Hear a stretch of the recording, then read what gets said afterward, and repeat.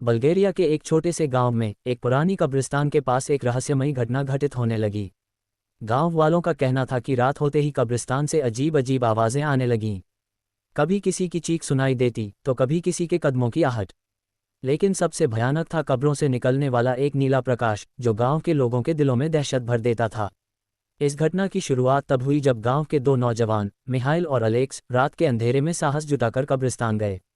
वे अपने दोस्तों को ये साबित करना चाहते थे कि भूत जैसी कोई चीज़ नहीं होती। जैसे ही वे वहां पहुंचे, कब्रों से एक ठंडी हवा बहने लगी।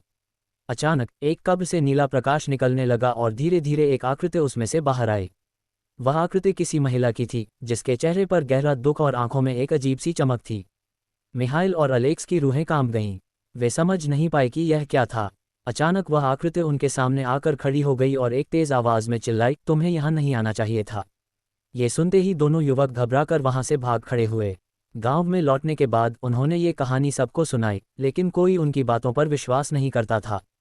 लेकिन अगले ही दिन से गांव के लोगों ने भी वही अजीब घटनाएं महसूस कीं।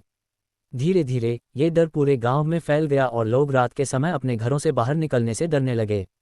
आज भी बल्गेरिया का ये गांव उस भूतिया घटना के लिए प्रसिद्ध है। लोग कहते हैं कि उस रात कब्र से बाहर आए आत्मा अब भी शांति की तलाश में भटक रही है। जो भी उस कब्रिस्तान के पास जाता है उसे वह नीली रोशनी और भयानक आवाज़ें जरूर सुनाई देती हैं।